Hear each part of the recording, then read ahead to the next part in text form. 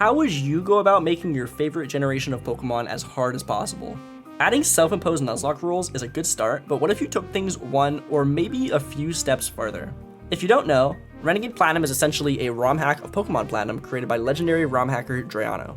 It adds more fights, drastically increases the difficulty, buffs weaker Pokemon, and adds the fairy typing. I chose to use standard hardcore Nuzlocke rules for this challenge, including 1 encounter per route and permadeath on fainted Pokemon. Additionally, I was forced to play on set mode, and I didn't allow myself to use items in battle like potions or antidotes, although held items were still allowed, of course. I also mandated strict level caps for nearly every major trainer in the game. Now, to make this even harder, I banned a ton of stuff that would normally make Run Plat a lot easier. No pseudo legendaries or legendaries, as well as Blissey, Shedinja, and Smeargle. Setup moves were also banned, as well as weather setting moves and abilities.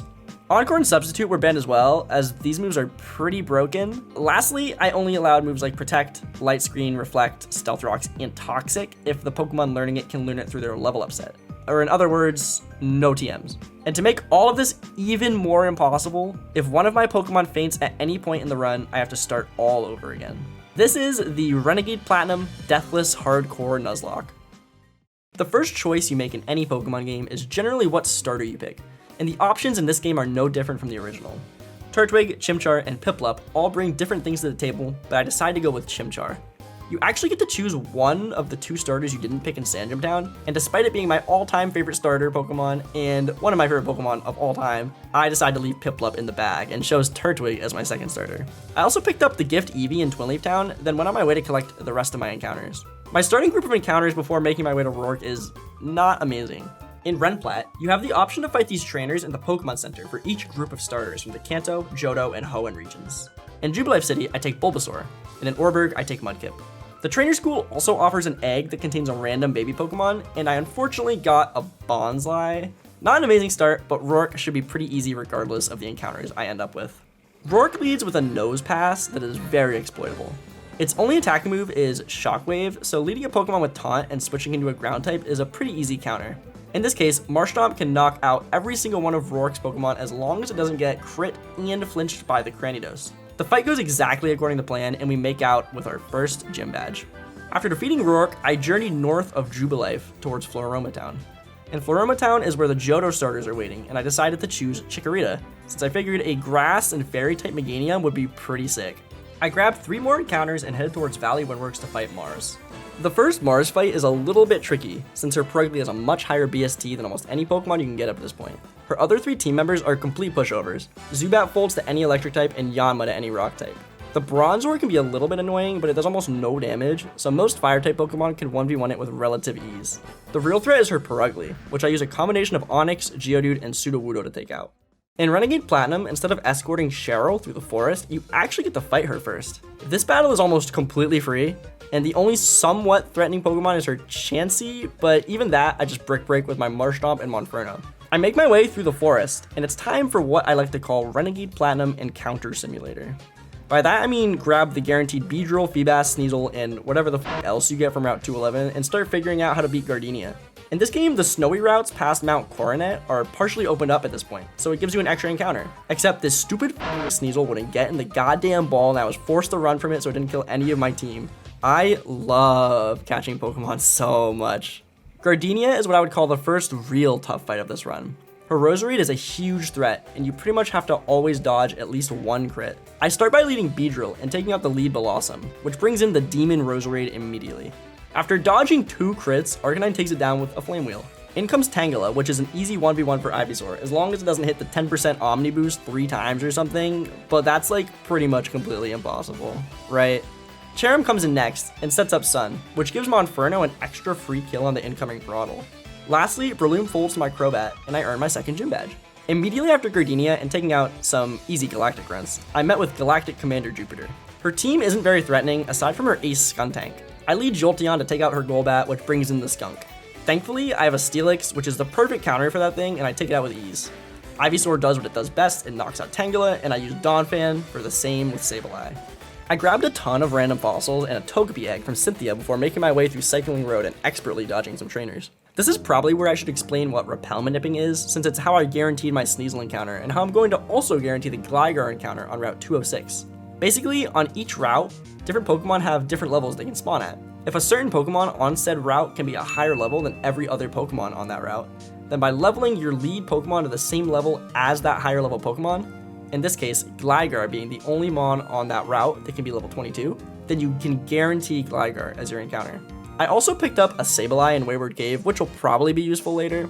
Oh, and I revived Shieldon in Orberg City, since it counts the museum as a separate encounter from Orberg City. Bastiodon is easily the best fossil in the game, especially with this rule set, and I refuse to accept any of the Aerodactyl propaganda. In Wayward Cave waits Mira, but in Runplat she battles you with a somewhat scary team. Beedrill poison jabs her lead Togetic, bringing in Kadabra, which is probably her scariest Mon. After pivoting through a dark type, Crobat can come in to kill with Leech Life, which is 80 base power in Runplat. A combination of Steelix, Poliwrath, Porygon, and Crobat finish off her Porygon 2 and Haunter, and I start to move towards Hearthome City. This Dawn fight is surprisingly terrifying, since the Lopunny hits extremely hard. Her other 3 Pokemon are pretty trivial, but I think I dodged a few crits against that Lopunny. Either way, Gligar and Crobat got it done in the end. One of the most notorious additions to Renegade Platinum is the pre-3 badge fight with an Elite 4 member. Aaron guards the gate to Hearthome with a demonic team of Bug-type Pokemon, and it's easily the hardest early game fight for most people who attempt to Nuzlocke this game. So many runs end to Aaron. Yeah, super hard fight, guys, I swear, super hard. Just pick Bastiodon. I rolled for my Route 208 encounter and ended up getting one of the best possible Pokemon, Seviper. The snake got some pretty gnarly buffs in this game, and it gained the dark typing. The real hardest fight of the early game, in my opinion, is probably Fantina. This Gengar is insane. It kills pretty much everything in 2 hits or a crit, so navigating around it is really difficult. Her lead Drifblim falls to my Jolteon, which surprisingly brought out Dusclops. Crawdaunt takes this thing out, bringing in her Ace Mismagius, which gains the Fairy type. Bastiodon comes in for a few Captivates before iron-heading it down a couple times until it falls. Spiritomb and Banette are pretty free for Togekiss and any dark type, and it's up to Bastiodon to dodge crits against the Gengar to set up for a kill with Seviper. Bastiodon clutches up as he's the GOAT, and Seviper finishes off her last Mon. After dealing with Fantina's ghosts, there's a quick and super easy fight with Barry in the gate to the right of Hearthome City. This fight is completely free, and nothing could possibly go wrong. Okay, I was gonna say, that's way more than I thought. What the fuck? I just got double crit! What the f? This has been too easy so far, so I guess they have to try and hold me back somehow. We make our way down to this mansion and have to battle with Galactic Commander Saturn and some old man, and I have stupid, useless Barry on my side. This is actually the fight that ended attempt 1 and had me take a several month-long break from this challenge. Thankfully, this time I have a much better group of Pokemon, and I can pivot safely while Barry does a lot of the work. Generally in double battles, I try to take out one side first, leaving it up to a 2v1. This strategy worked pretty perfectly here, and I end up with a new furthest run. Sorry for calling you useless, Barry. Before making the long trek to Veilstone City, I pick up a few really nice encounters. Maylene isn't too threatening, aside from 1 or 2 of her Pokemon. She leads Medicham, which Mismagius easily deals with a Moonblast. In comes Lucario for a Steel move, and Infernape can easily counter it with a Fake Out into close combat. Gallade is next, which gets completely walled by Sableye.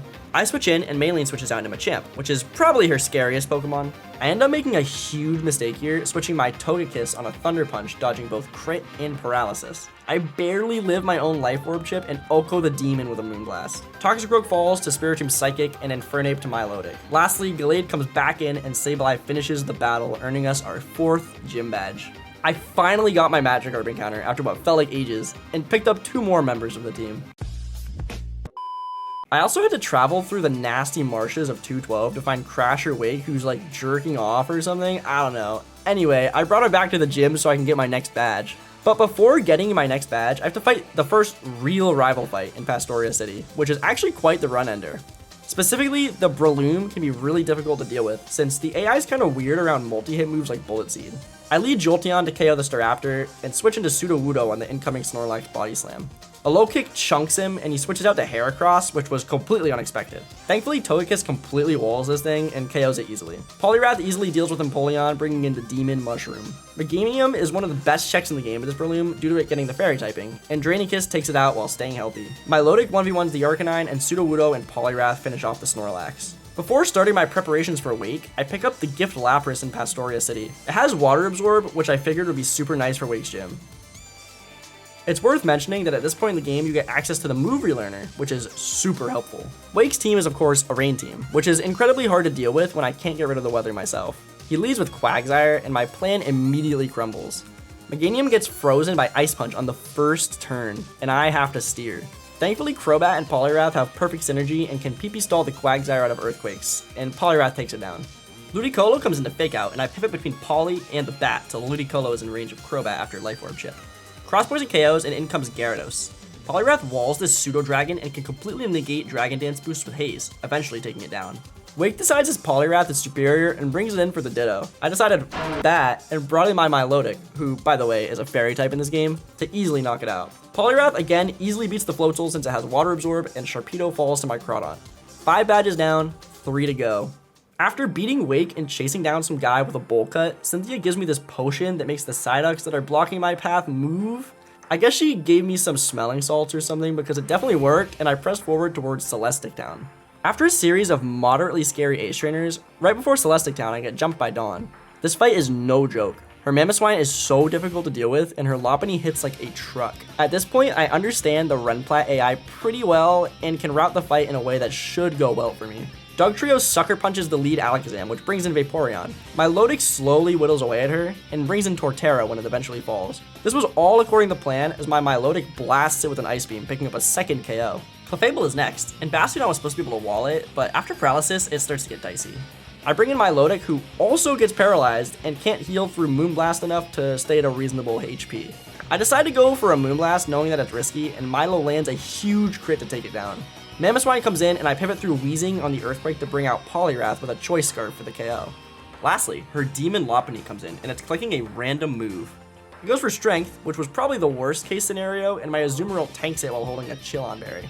Lopunny is Choice Banded, meaning it can only click one move but does a ton of damage. I'm forced to bring my crippled Bastiodon back in to tank Strengths, and he clutches up.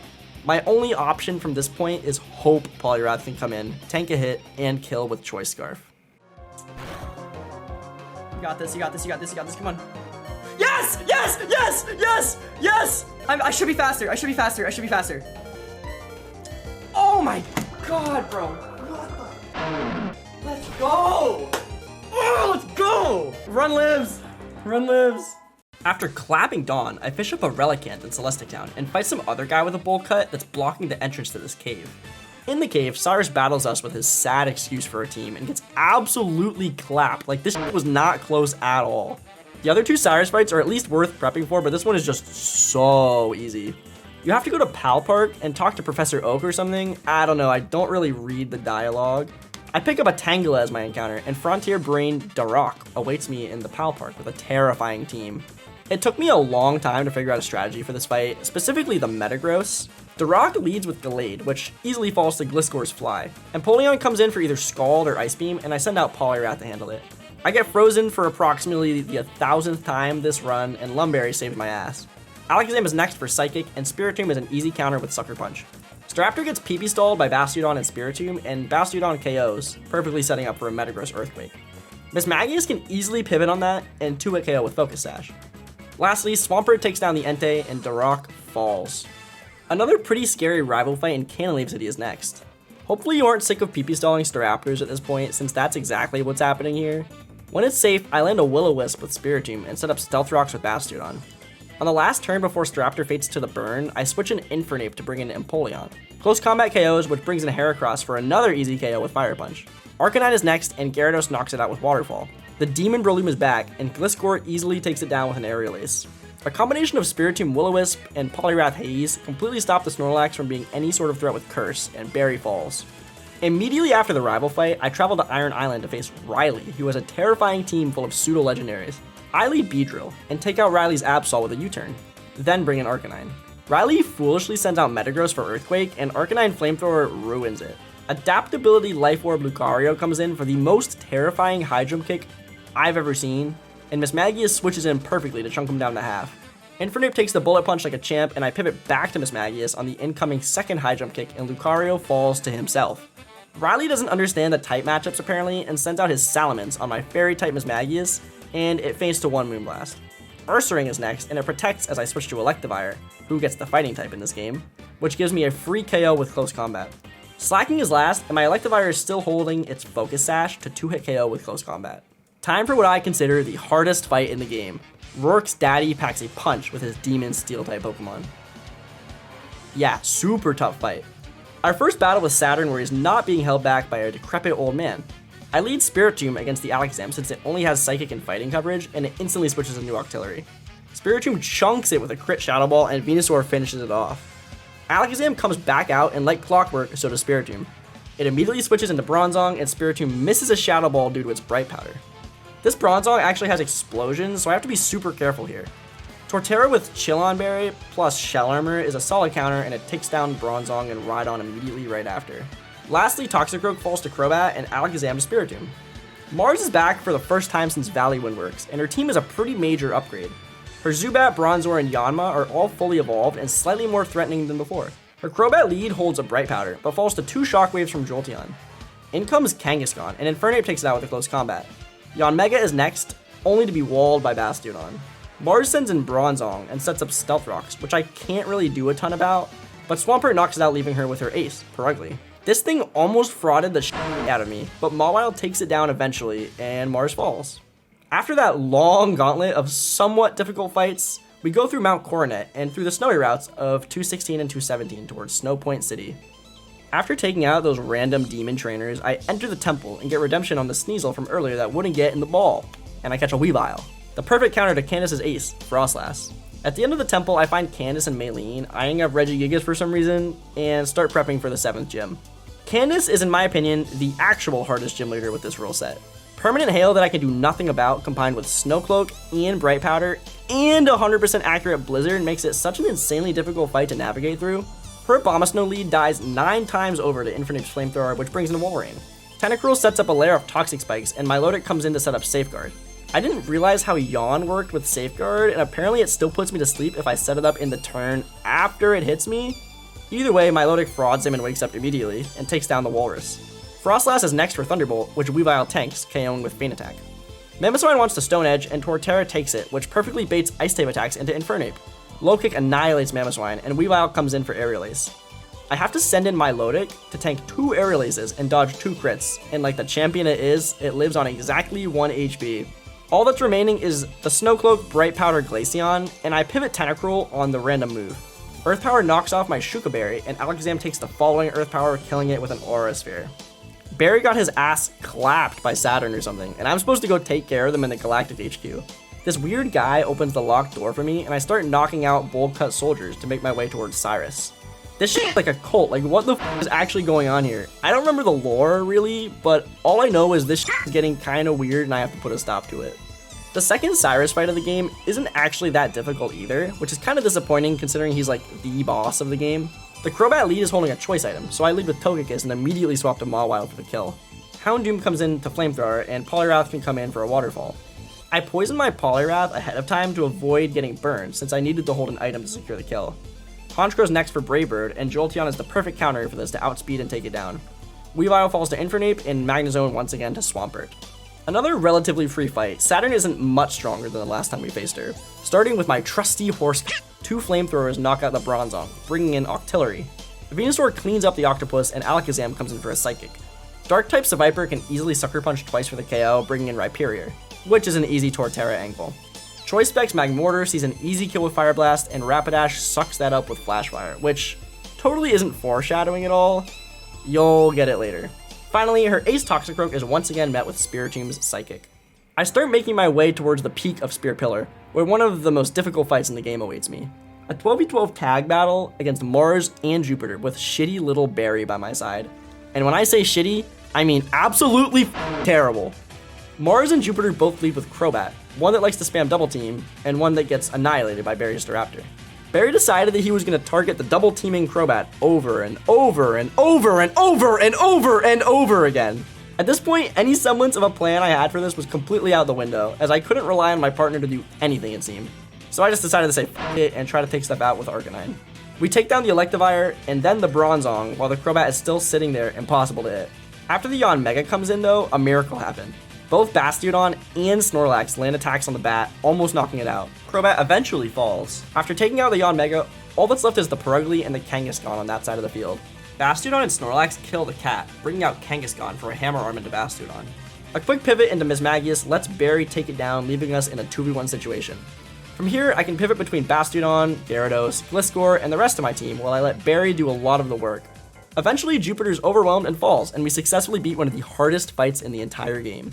We get to watch this cool cutscene with some space titties and these cool legendary Pokemon, and this weird portal opens up that Cynthia and I decide to climb into. I start figuring out this children's puzzle with these boulders and more legendary Pokemon, and eventually find Cyrus being a creep at the end of the Distortion world. The final Cyrus fight in the Distortion world is where he really steps up to the role of final boss. This fight starts with a double battle against the Dialga and Palkia that are 10 levels above the level cap, with random AI. Immediately after taking down the 2 legendaries, you're met with a full team of 6, Cyrus' most terrifying team yet. I lead Infernape and Togekiss and double into the Dialga. Togekiss is never in any danger from Palkia, and Infernape is holding a Focus Sash. Dialga falls, and the following turn we double into Palkia this time. With part 1 of the fight down, Cyrus now takes us on with his real team. He leads Crobat as I lead Togekiss, baiting a Cross Poison. Golem eats it and sets up Stealth Rocks. I end up eating 2 crits, putting Golem at way too low of HP for my comfort. Gyarados is next, and Poliwrath beats it in the same way he did to Wakes earlier in the run. It's at this point that I realize how bad this situation is, as Golem is way too low to pivot safely on the incoming Honchkrow Brave Bird. I have no other choice than to hard switch Togekiss into a Super Luck Honchkrow Brave Bird. Losing the run this far into it would be absolutely devastating. Don't crit, come on, this is my only chance, please don't crit.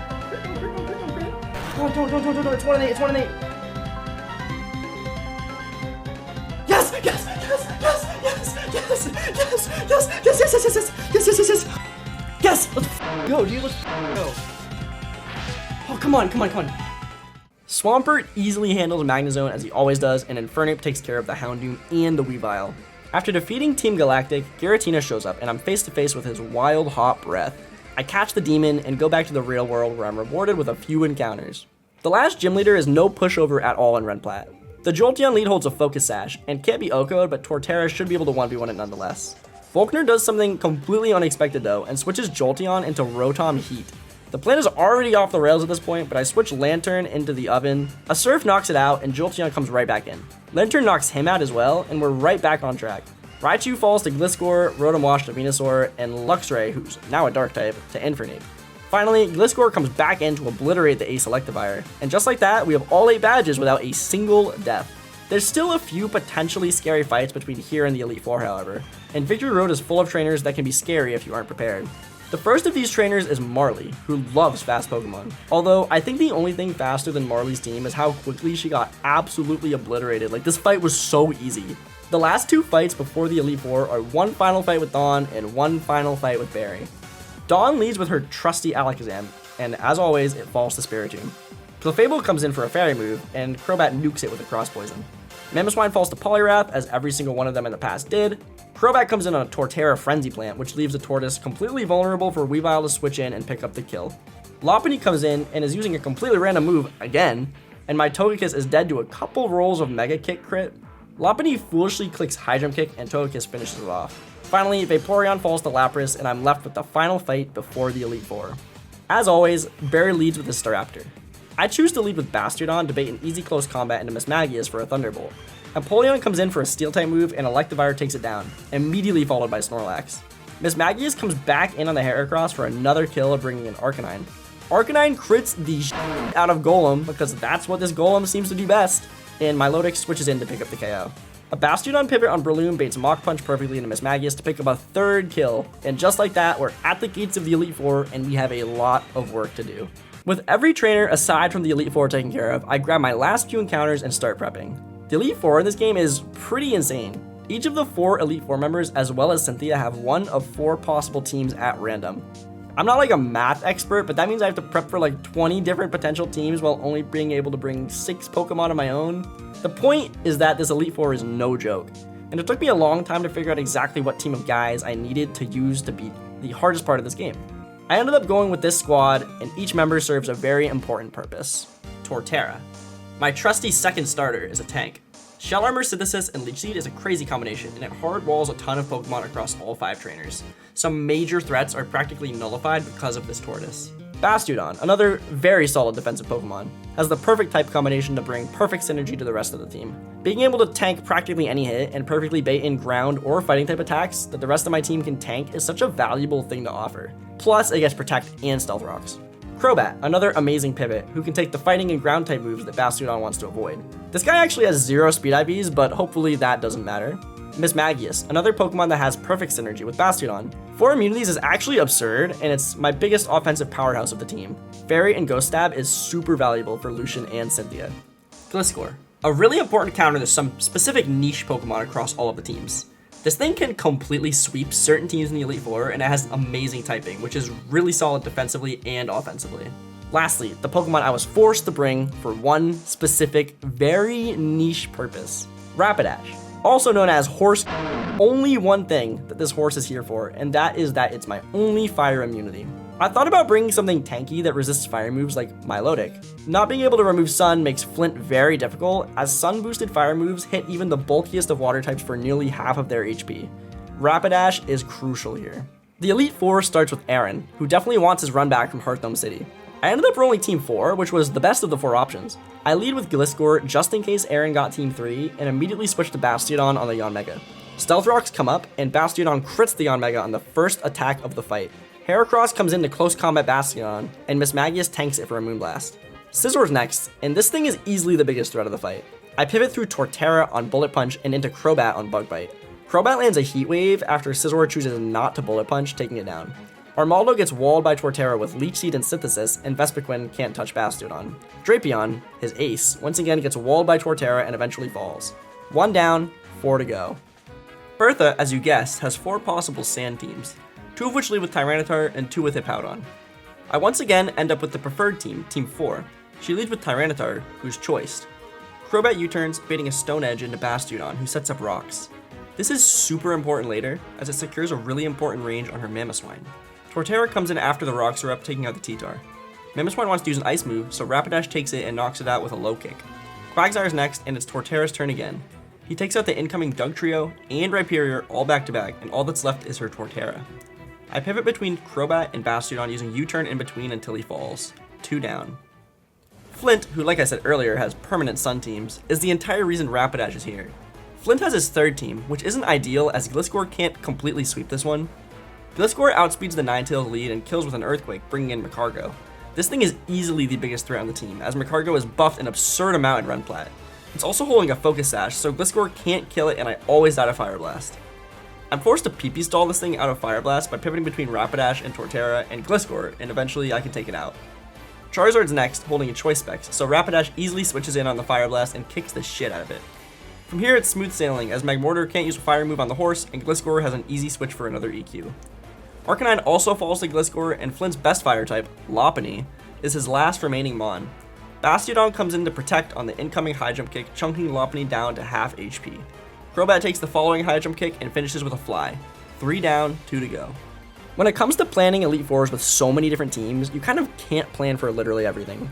That's the case with 2 of Lucian's teams, specifically his Starmie. I am straight up forced to dodge a crit against this thing, like I have no other choice, and that's a horribly terrifying thing to have to do this far into a run. Especially when if one Pokemon faints, it is all over. Lucian's using Team 2, which leads with an Espeon. Choice Scarf Gliscor U-turn chips it into Bastiodon on Psychic, and Gliscor comes back in to take it out with another U-turn. I go into Torterra, who baits out Medicham for Ice Punch. Bastiodon is supposed to take that, but he gets frozen instead. Medicham is choiced, so I'm not in a ton of danger, but if I'm frozen for too many turns, things are going to start looking bad. Thankfully, I thaw out pretty quickly and get up my Stealth Rocks. I take it out with a few Iron Tails, and Gallade is next for an obvious fighting move. Crobat nukes this thing, bringing out Girafarig. Gliscor's series of U-turns takes it out, and Starmie is in. Mismagius has to dodge 1 crit, and we are all okay. Don't crit me, don't crit! Don't crit, come on! I just need to, come on. Don't crit, don't crit, don't crit! Yes! Yes! Yes! Yes! Yes! Yes! Yes! Yes! Let's go! Let's go! Let's go! Come on! Come on! Let's go, baby! Let's go! Suck my Let's go! Exeggutor easily falls to another Shadow Ball, and all that's left is Champion Cynthia. Imagine Cynthia's Demon Core team from the original Platinum game, but with 4 different, equally as scary options and the same Garchomp from your nightmares. Cynthia chooses Team 1, which leads with Spiritomb. A 30-minute long compilation of stalling the Spiritomb out between Crobat, Torterra, and Bastiodon eventually chips it down, baiting Lucario for a fighting move on my Bastiodon.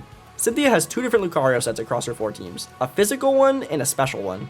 Thankfully, this was the physical one, but I genuinely have no idea how I would have ever handled the special one. Like, I was for real just completely if I rolled that team, like, it was over. Bastiodon does what it does best and protects on the high jump kick, knocking Lucario to half HP. Mismagius takes the next one and knocks it out. Cynthia brings out her ace Garchomp next, and I have to stall this thing out of Stone Edge. Mismagius is completely immune to EQ and Outrage, but Stone Edge is a real issue. Garchomp does the unexpected and sets up a Swords Dance, which really makes Bastiodon's job a lot harder. Bastiodon dodges not 1, not 2, but 3 Stone Edges, which perfectly sets up Mismagius for a kill.